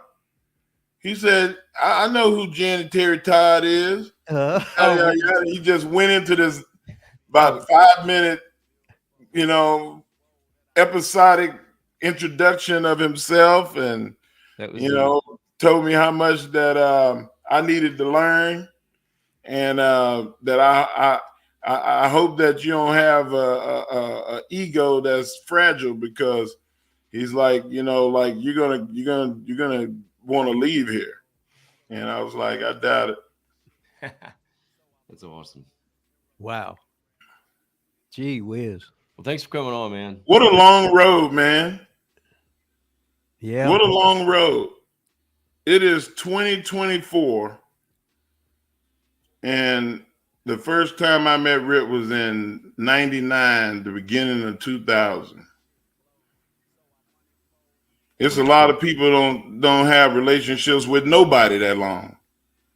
Well, you know how life is. Everybody you're close to, they just die off. Oh, Jesus. What the hell, right? So as long as we're kicking, we're fine. Hey, we still here. Huh? Yeah. I'm getting my Mark Henry beard. I'm letting the beard grow out a little bit now. Go ahead, but you've been great for my 15 hair. years. My hair's white, Oh, no shit. but it's like Donald Trump. It gets wet. It looks like I got about 4 hairs in there total. So, but I ain't a political man. So what the fuck, right? Hey, Vaughn. Yo, keep taking care of that guy, man. I'll do my best. It's tough, man. I know it's tough sometimes, and you feel like ending it all, but stay strong. All right, I appreciate it. I can't thank you enough for coming on here. This is the most fun I've ever had on this son of a bitch. Now tell your old lady I'm pissed at her because she interrupted our thing, and I was trying to. Oh, I'm going to tell her right now. I swear I was trying to. Let him. Go ahead. Hold on a second. Uh-oh. All right. Uh-oh. Here we go. She's live now. Live on YouTube. Live on YouTube, ladies and gentlemen. She's going to cuss him out right away. She's going to cuss him out right away. It's going to be awesome. Automatic voice message system. Now she's kayfabing me. She's pissed. She's kayfabing me. It's put him to voicemail, man. Straight to voicemail. She's at the male strip club right now. She got that at home. She's got that at home. Sexual chocolate, baby. Sexual chocolate, all oiled up. Well, she's still hot because you have. Hey, in January, they're doing a big spread. Well, not really a spread, but they're doing an article in Men's Health magazine. And this is my first time doing Men's Health, and it's like a body issue. So you're gonna get to see. Are you going? Oh, is it going to be the naked thing? Not naked, but it's scantily clad. Okay, very scantily clad. Okay, well, that's why you're on that super diet. I know what it is. You're going to come in there about 293. Ooh, shredded, not that low. Not that low. The sloping trapezius, the sign of raw power, the horseshoe tricep, the baseball bicep, the armor-plated pectoralis majors and minor, the bicep femoris, semimendinosus, semitendinosus, and the list goes on and on. The human anatomy chart, Mr. Mark Henry. Yeah, good luck with that. Okay. But if you just get it down for one session, right, then it's there forever. Yeah, that's it. Yeah. I'm good. Yeah, I went from the world's strongest man to big fat bastard. Now I'm shredded. Now I'm Angelo Cicilline. I'm Charles Atlas. I'm Mr. Universe. I can't even dream about looking like that. So Rip did say you're dropping some pounds and stuff, man. Is that got that going Yeah, on? I'm about 325, Nice. which is no reason for me. I'm gonna try to get down to 300. You're gonna dunk again, ain't you? No, I know. hey, I could probably jump up there, Uh-huh. but it's the coming down that's gonna be the problem. So Blow you could both dunk the ball. ACLs You and could dunk, tear right? both Achilles at the same time. Oh my gosh. Yeah, no, thank you. Yeah, I mean, I'm well, I used to be 6'5", now I'm about 6'3". I've shrunk a couple inches, but used to be able to dunk pretty easy, and now it's like there is no way I could even touch the rim now. I don't think, and I'm not 300 pounds. Well, close. But How much you weigh? about 237. Hey, Vaughn, here she is. Okay. Okay. So I'm finishing up the interview. I told him that you called, and I had to get off the phone. I had to get off the show. You had to get because our poor son, bless his heart, I said he can't even swallow spit because he just hit 285. Good. But he got on the bike, Mark, with your sweat the fat off suit on. And he's like, Mom, he's like, if I'm not 285, he just weighed in at 285. So my son is wrestling, and he's normally about 280, 285. Yeah. But for football, he gains weights and gets up to 300 pounds. So he had to go down in a week and a half from a week. Not even a half. So it's been a week. He had to go down from 305 to 285, and he just now hit 285 today. Oh, nice. So he'll wrestle tonight, and I was thinking about driving up there, but he told me not to come. He just got to make weight in, right? Then he He got to make weight, and it's only one day. Yeah. So as soon as he weighs in, he can eat. Yeah. But we got to just reel him back in, like off the football diet, but he will now. Yeah, he eat McDonald's and Qdoba and Chick-fil-A. Chick-fil-A more. Chick-fil-A and Chipotle is that Chipotle, bad. Same thing. So we got to stop him from eating bullshit and eating real food and keeping his weight right. Yeah. So, but I'm on with Rip and Von Lilas, and we finna close. We closing it out. To your thing, I just want you to know he finally hit weight, but it was not easy. I know it. He called me, wanted me to tell you. All right, thank you. Love you, bye. Enjoy. Thank God for Rip Rogers, right? Yeah. Thank God. Yeah. He just changed your whole trajectory. I was just saying it. Yeah. Yeah, but he's shift the heat. He don't want to hear it. Yeah. Yeah. All right, I'll hit you later. Bye. But that dude right there, Rip, he gonna be the best that we may have ever seen. You watch. In wrestling or football or both? Wrestling and pro wrestling. He understands it. Oh, pro wrestling. The only person that I talk to that's like a young person that understands wrestling like that was Tyson Kidd and MJF. He fucking gets it. What grade's he in? He's a senior. He's in the 12th grade. So how's he doing in wrestling in school? Oh, he won state last year in heavyweight, and he went to nationals. And matter of fact, the kid that was from Indiana, that was ranked number 12 in the country, Jacob beat him, and he beat the number 9 guy from Delaware. And then he had to withdraw from the competition. So he'll be ranked in the top 10 in the country in amateur wrestling this year too, and he'll win state running away. But like all he wants to do is be a pro wrestler. You're cool with that, I guess, right? Yeah, because he's not ever going to be average.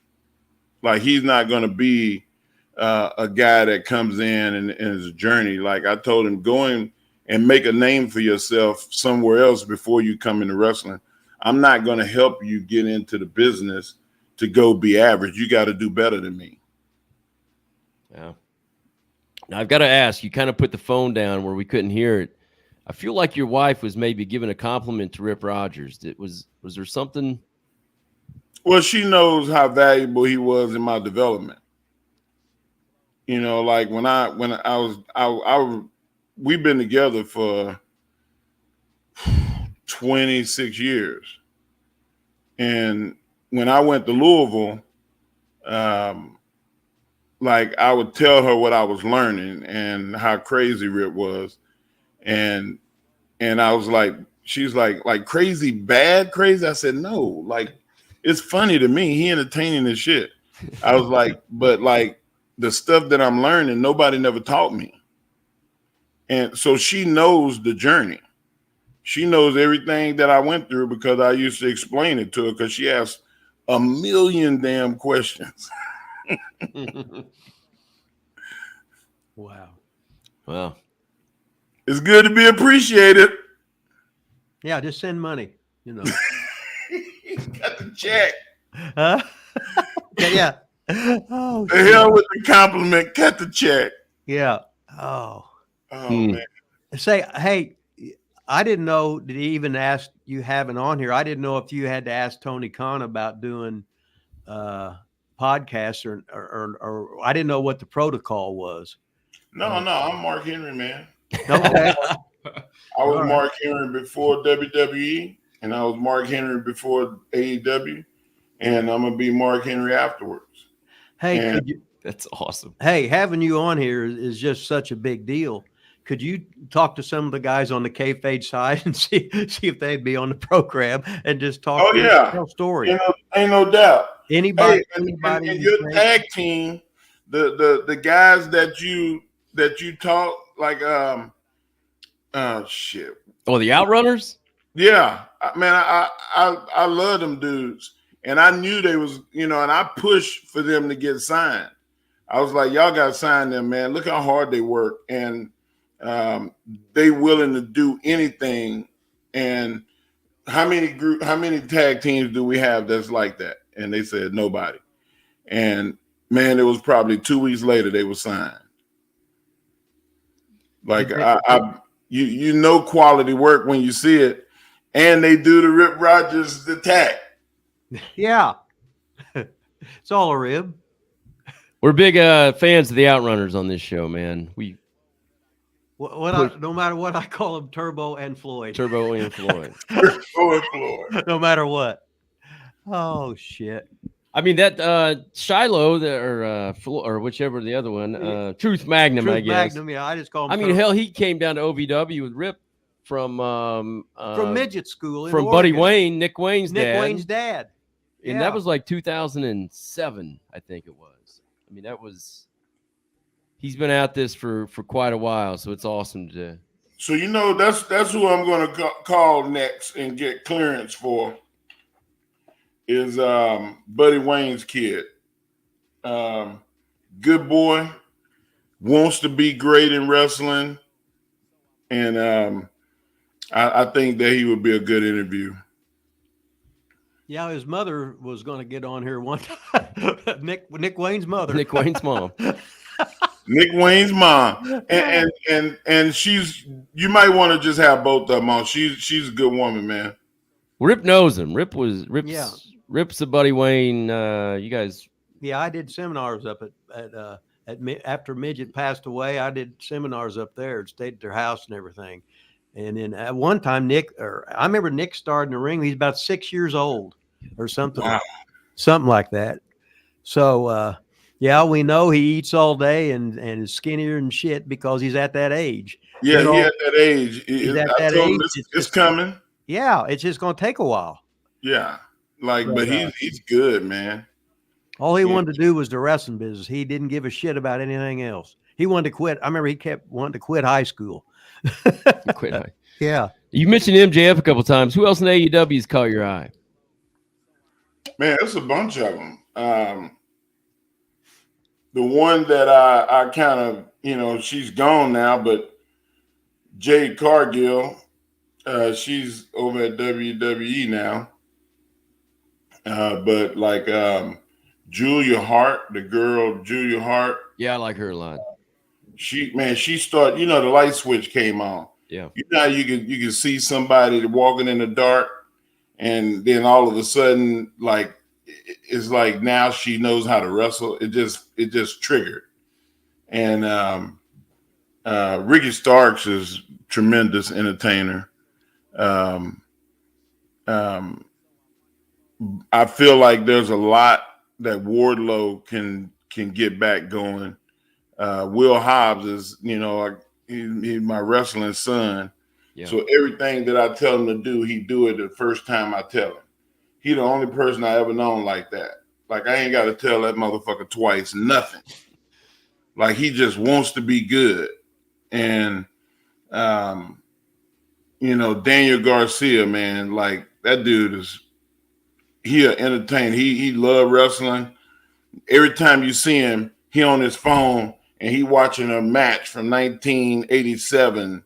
Something like, he just love wrestling, and people that's like that, I don't worry about them making it. I know they're gonna make it. They can't help but make it. That's cool. You got anything else, Ripper? I'm just sitting here enjoying the times. You know what I mean? Going down memory lane, talking about all this shit that I haven't thought about in years and years, and then sad that it's ending today. then I gotta go back and go to Dollar Tree and get my mashed potatoes and my baked beans, what I'm going to eat for today. You know what I do to him? I give him the world's smallest violin. Yeah, but he's sitting here at the Lila's mansion. He don't even have to work. He's got his own gym in the garage, hanging out, being tall. No, I never did that. I never did that at any house I ever owned. I never had a gym at my house. Well, I tell you, I did it when COVID hit, and then I've never went back. Well, I had a bunch of dumbbells and weight poles and stuff like that, and the kids would work out in the back. Uh-huh. And I had a sledgehammer, and we would go pound dirt. I don't know if y'all ever did that type of training. No. But like, there were people that used to cut wood and stuff like that. You'd be cutting the trees with the axe just to fucking get the fucking go get to work. That's what you'd see all the time in the old boxing training. Mm-hmm. They'd be the black and white movies about boxing. They'd be training, and it'd always be sawing the trees down or chopping with the axe and everything. Yeah, and I bought these heavy-duty beach towels, and you can do this for your grip. And these heavy-duty beach towels, you throw them over a limb or you throw it over something to support your weight, and you do pull-up with that, holding that towel. And then you really want to make it hard, wet the fucking towel.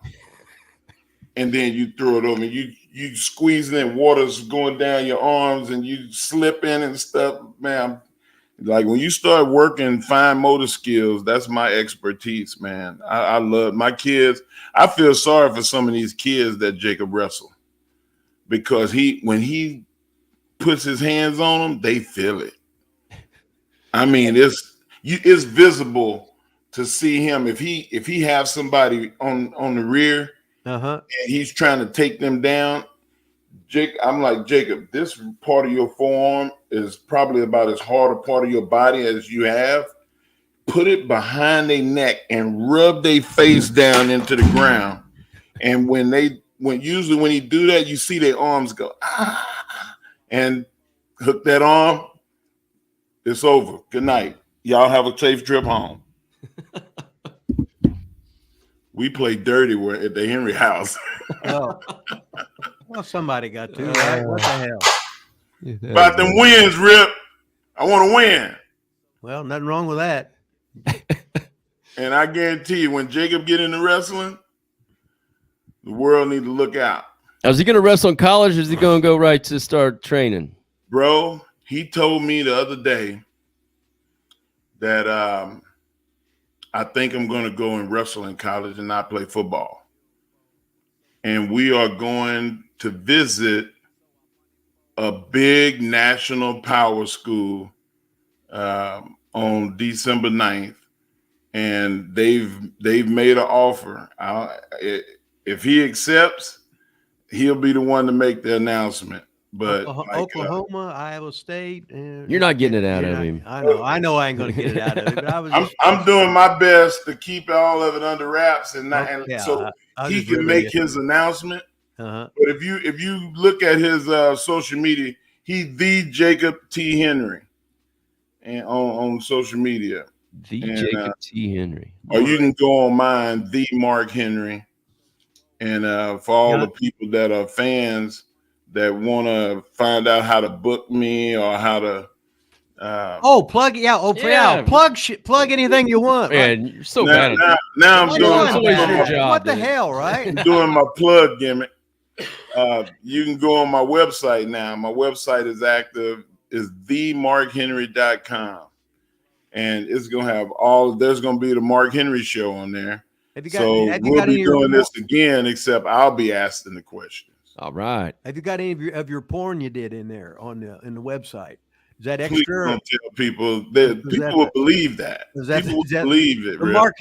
The Mark Henry just OnlyFans or whatever it is. You know, man, I'm gonna do an OnlyFans, but I'm only gonna show my elbow. Oh. Tell them about your OnlyFans idea. Like, hey man, check out these elbows, guys. I want to go into just OnlyFans. I'll be the masked grandpa with the with the mask on, just doing chicks and pulling my teeth out and going. But I got the mask. The masked grandpa, ladies and gentlemen. I got to make some I got to make some money, baby. I got to make some jack. That's why I love Rip, man. Rip crazy, man. Oh my God. I think I just peed on myself. Oh. All right. We just did 2 hours and talked about almost no wrestling. Oh well, what the hell, right? Hey, that's the best part, though. Memory lane. That's the best part. Fans might not like it, but we like it, so that's what we usually do. We don't talk much about wrestling. I wanted to know about the grip and the old school training and the Arnold and stuff like that. So, well, I got my fix in on that. Well, that means stuff. We got Mark Henry part 127 whenever he wants to come back on. Hey, you always got what is it? You got free reign to come whenever you want to. Or I'm sure he's just fine. Green light to come on anytime. Yeah. I'm sure he'll be sitting there one day thinking, man, I'd love to get back on that show again. Yeah. And let me call Rip and Lilas and see what's going on. Yeah. And then after I talk to them, I'll really appreciate the life I got now. All right, man. So we're going to get this music going. We got Starcade. We got to put over Starcade one more time. The greatest rap rock group ever. In many, many months. Many months. Thanks for coming on. You got all your plugs in? I got them all in, man. Just go to themarkhenry.com. You know, people that want me to come and do seminars and kiss babies and sign autographs, I do it all. That is awesome. Do you have a Mark Henry t-shirt for sale? I do. It's on the website. Like all Mark Henry merch is on there. He's got the website. I'll be sure to send you some. Just send me your address. Yeah, like I'm Mr. I'm gonna take you up on that. I got your email. I know Rip is a large. Lilas, what size are you? XX, baby. XX. All right, it's coming. Look, Rip likes those medium shirts now, though, to keep those guns popping out, though. Yeah. Hey, I weigh less than I did when I was in high school. Come on now. Bless your heart. I got a 12-inch arm, but it looks 13, so it looks good. 12-inch arm, looking 13, baby. Thanks. Keep it clean. Quit your laughing, baby. Oh my God, Mark Henry, you're gonna dumb yourself out of business. Oh my God, we have to do impressions next time. We'll do that all the time. We'll do a lot of wrestling talk next time. Impressions. Well, we didn't do everything. any wrestling talk this My time. music's but what the not hell, playing. I have no idea what's going on. So, oh well. Thanks to the super chat questions, everything else. Have a good day. Good luck to your son. We'll be looking forward to the announcement. I'll have it on my site soon. Okay. Appreciate it, man. No matter what, it's you, baby. We're out of here. I know it. It's you.